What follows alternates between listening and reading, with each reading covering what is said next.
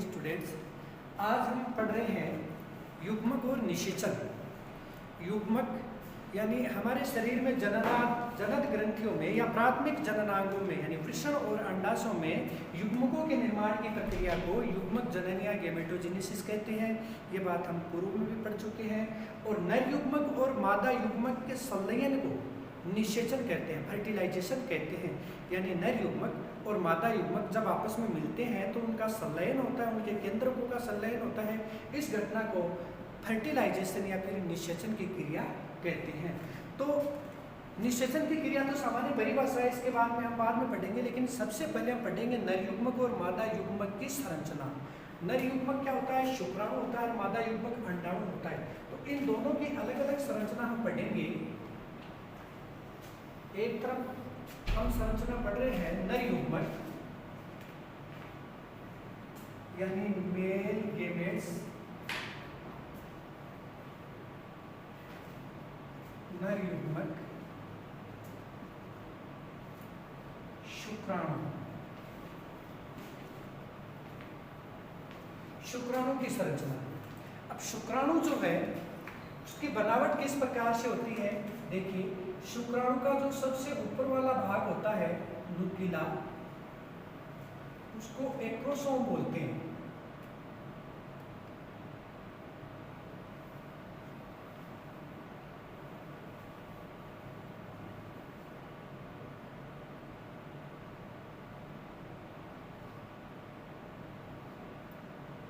ऊपर वाले भाग को क्या बोलते हैं?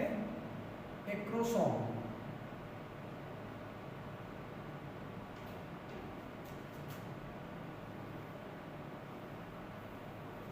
और इस भाग में जेनेटिक मटेरियल या फिर न्यूक्लियस क्रोमोसोमल मटेरियल बना रहता है। तो इसे बोलेंगे अपन एक्रोसोम। एक्रोसोम जो अंडाणु को भेदने का काम करता है, जो सबसे ऊपर होता है, इसको एक्रोसोम बोलते हैं। इसके बाद में ये पदार्थ जो बना रहता है इसको बोलते हैं न्यूक्लियस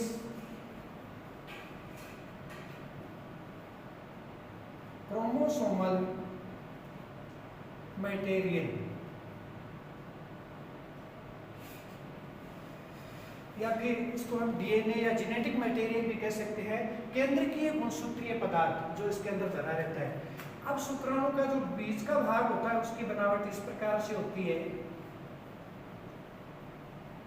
इसमें जगह जगह पर बहुत सारे माइटोकॉन्ड्रिया होते हैं एनर्जी प्रदान करने के लिए, इस प्रकार से। और इन माइटोकॉन्ड्रिया को आपस में बांधे रखने के लिए एक विशेष व्यवस्था होती है, इसे बोलते हैं निवेनकरण।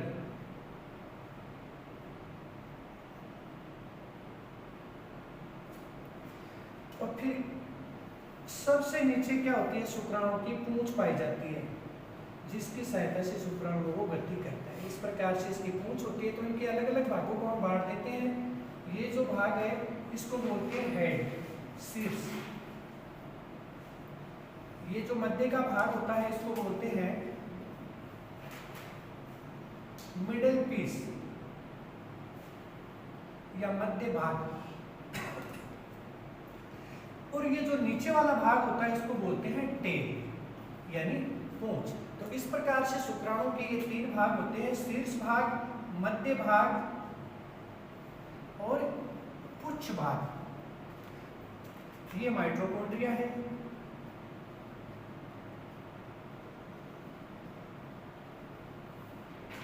एनर्जी प्रदान करने के लिए इस व्यवस्था को बोलते हैं निवेनकरण।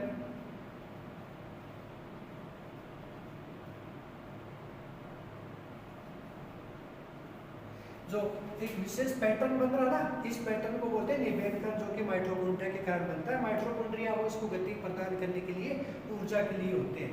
अब मध्य भाग और पूंछ भाग में एक वलय जैसी रचना होती है यहाँ पर, जिससे नीचे है वो माइटोकॉन्ड्रिया पूंछ में नहीं आ जाए। तो माइटोकॉन्ड्रिया को मध्य भाग से पूंछ में आने से रोकने के लिए जो व्यवस्था पाई जाती है इसको बोलते हैं जेनसन वलय। जेनसन वलय।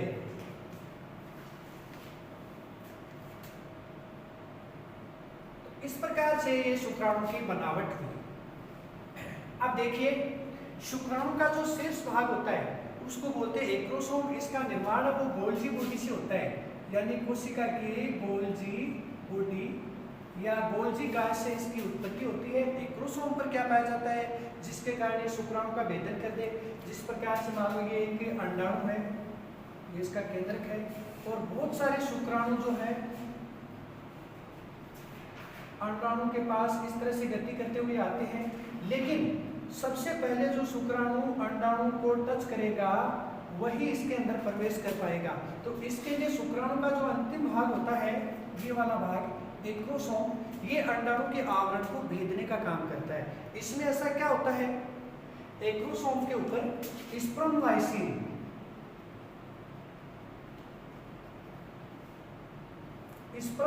नाम का एक एंजाइम होता है। हाइलोयूरोनिडेज प्रकृति जिसकी होती है, हाइलोयूरोनिडेज प्रकृति का स्पर्मलाइसिन एंजाइम पाया जाता है। ये स्पर्मलाइसिन एंजाइम है, ये अंडाणु के आवरण को गला देता है और ये टूट जाता है और शुक्राणु उसके अंदर आसानी से पहुंच जाता है। इसके अलावा शुक्राणु की सतह पर एक और एंजाइम पाया जाता है जिसको बोलते हैं एंटी फर्टिलाइजिंग। यहाँ पर जो एंजाइम पाया जाता है, इसकी बात मैं कर रहा हूँ, इसको बोलते हैं एंटी फर्टिलाइजिंग एंजाइम।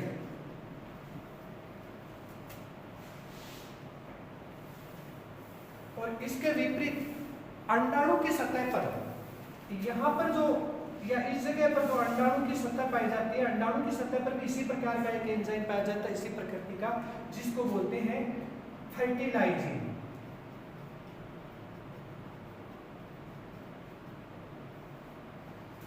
अब फर्टिलाइजिंग और एंटी फर्टिलाइजिंग एंजाइम जो अपनी जाति विशेष के अंडाणु और शुक्राणु की पहचान करते हैं और निषेचन की अनुमति देते हैं। अगर अंडाणु दूसरी प्रकृति का, दूसरे जीव का है, स्पर्म दूसरे जीव का है, तो ये इसमें निषेचन कतई नहीं हो सकता, क्योंकि ये जाति विशेष के जो एंजाइम होते हैं वो दो जातियों के समान नहीं हो सकते, तो उनका निषेचन नहीं हो सकता, वो अप्राकृतिक हो जाते हैं। इसलिए ध्यान में रखना, एक्रोसोम की सतह पर एंटी फर्टिलाइजिंग पाया जाता है और अंडाणु की सतह पर फर्टिलाइजिंग एंजाइम पाया जाता है, जो कि इसमें आपस में निषेचन की क्रिया में मदद करते हैं।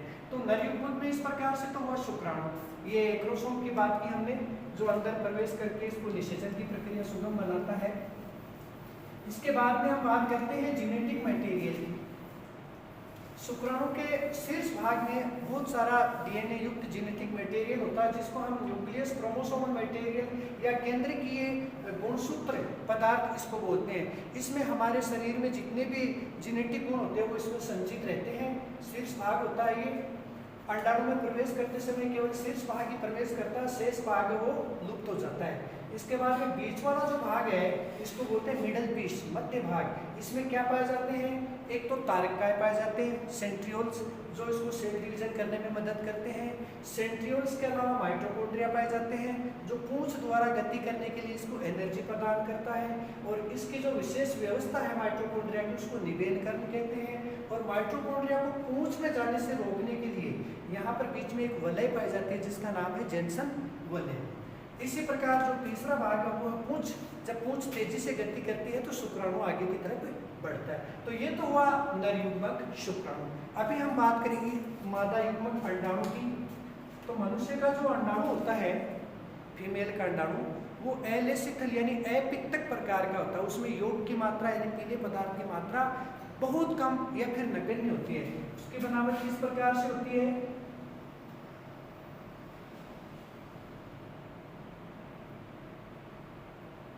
ये इसके चारों तरफ दो प्रकार के आवरण पाए जाते हैं।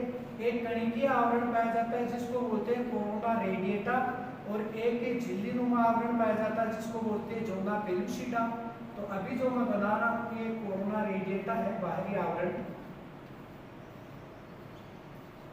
ये दो प्रकार के आवरण अंडाणु के चारों तरफ पाए जाते हैं। तो मानव का जो अंडाणु है, मानव ओवम, वो अपिक्तकी यानी एलेसिथल रिक्तक प्रकार का होता है, क्योंकि योग की मात्रा, पीले पदार्थ की मात्रा बहुत कम मात्रा में होती है।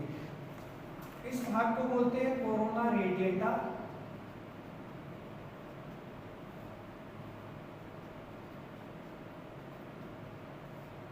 ये जो नीचे वाला भाग है इसको बोलते हैं जोना पेलुसिडा।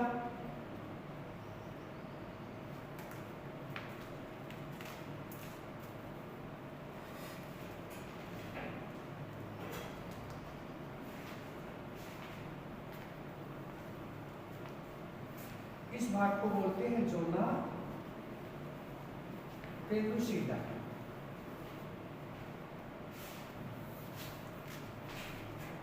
अब देखिए अंडाणु के भीतर है, यहाँ पर इसका केंद्रक होता है जिसमें इसका न्यूक्लियस पदार्थ होता है।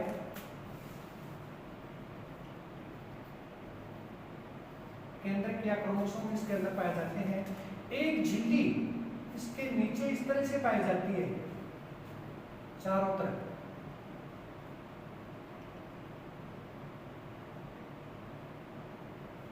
थोड़ी सी यहाँ से इस प्रकार से होती है। यहाँ पर एक ध्रुव बॉडी पाई जाती है, polar body. Polar body, first polar body. और इस झिल्ली का नाम है विटेलाइन झिल्ली।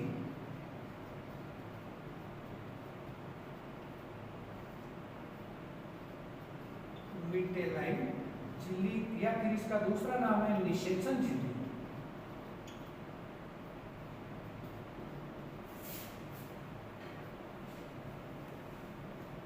विटेलाइन झिल्ली या निषेचन झिल्ली। इस प्रकार से मानव अंडाणु की है ये संरचना होती है। अब देखिए कोरोना रेडिएटा जो भाग है ये टूटा फूटा गोल गोल कोशिकाओं से बना होता है। कोशिकाएं खंडित टुकड़ों में कोरिक के समान होती है, इसलिए इसको कोरोना रेडिएटा बोलते हैं। इसके जस्ट नीचे जो एक प्लाज्मा मेम्ब्रेन के समान झिल्ली होती है उसको बोलते हैं जोना पेलुसिडा। ये थोड़ी मजबूत होती है। सबसे महत्वपूर्ण है विटेलाइन झिल्ली। विटेलाइन या निषेचन झिल्ली का मुख्य कार्य क्या है? जब इसमें निषेचन नहीं होता तब तो ये सामान्य अवस्था में रहती है, लेकिन जब निषेचन की स्थिति होती है यानी कोई शुक्राणु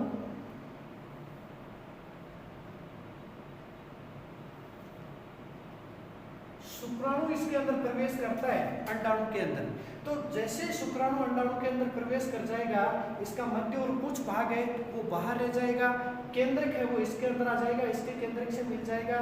इसके बाद में विटेलाइन झिल्ली जो है ये एक विशेष प्रकार की झिल्ली में बनने के लिए तैयार हो जाती है। उसे वल्कुटी अभिक्रिया कहते हैं, कोर्टिकल रिएक्शंस या वल्कुटी अभिक्रिया। उसके बाद में विटेलाइन झिल्ली एक अपारदर्शी और मजबूत झिल्ली में कन्वर्ट हो जाती है। उसके बाद में अन्य शुक्राणु इस अंडाणु में प्रवेश नहीं कर पाते। अन्य शुक्राणु के लिए एक तरह से ये लॉक हो जाता है पूरा एग या ओवम। ये कार्य कौन करता है? विटेलाइन झिल्ली या निषेचन झिल्ली। जब निषेचन की स्थिति हो जाती है उसके बाद, और जब तक शुक्राणु इसके अंदर प्रवेश नहीं करेगा ये सामान्य अवस्था में ही पड़ी रहेगी। तो इस प्रकार से ये मानव के अंडाणु की संरचना होती है। तो इसी प्रकार आपने निषेचन की परिभाषा पढ़ी। निषेचन किसे कहते हैं? नर युग्मक मादा युग्मक के संलयन को निषेचन कहते हैं।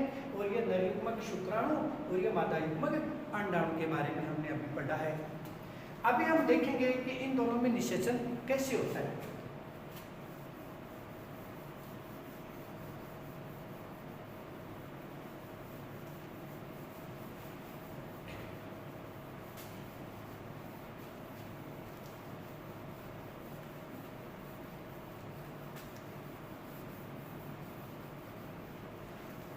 देखिए मानव में लाखों करोड़ों की संख्या, पुरुष द्वारा लाखों करोड़ों की संख्या में स्पर्म है वो उत्पादित किए जाते हैं, निर्माण किया जाता है। तो निषेचन होते समय ये अंडाणु है, ये विटेलाइन झिल्ली है, ये कोरोना रेडिएटा जो बाहरी आवरण है इसका वो है। तो सबसे पहले बहुत सारे शुक्राणु हैं वो अंडाणु तक पहुंचते हैं, लेकिन इसके अंदर प्रवेश करने में सफलता जिस शुक्राणु को सर्वप्रथम प्राप्त होती है वही इसके अंदर प्रवेश कर जाता है, उसका जेनेटिक मटेरियल है वो शुक्राणु के अंदर आ जाता है और कुछ भाग जो है वो बाहर रह जाता है। उसके बाद में इस प्रक्रिया को हम कहते हैं निषेचन, और निषेचन के बाद में बनने वाली संरचनाओं को क्या कहेंगे? सबसे पहले जाइगोट का निर्माण होता है, जाइगोट या युग्मनज। युग्मनज में क्या होता है? एक कोशिका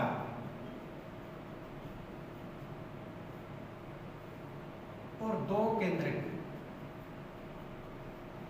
हालांकि दोनों केंद्रकों में संलयन हो जाता है लेकिन एक बार संख्या में तो दो ही रहेंगे। तो जाइगोट में एक कोशिका होती है, जैसे कि एक कोशिका, एक केंद्रक तो अंडाणु का हो गया, दूसरा केंद्रक किसका हो गया? स्पर्म का या इस शुक्राणु का इसके अंतर्गत आ जाता है। इस प्रकार जाइगोट है वो एक कोशिकीय दो केंद्रीय की रचना होती है। जाइगोट के बाद में एक रचना बनती है मोरूला, जिसको तुत्तक भी बोलते हैं। ये 16 कोशिकीय रचना होती है। इसके अंदर कितनी कोशिकाएं पाई जाती है? 16 कोशिकाएं। तो जो अंडाणु है वो धीरे धीरे फिर कोशिकाओं में अंदर विदलन शुरू हो जाता है, क्लाइवेज शुरू हो जाता है, बढ़ना शुरू हो जाता है। तो 16 कोशिकीय रचना को क्या बोलते हैं? मोरूला। उसके बाद में 32 कोशिकीय रचना बनती है, इसको क्या बोलते हैं? ब्लास्टुला।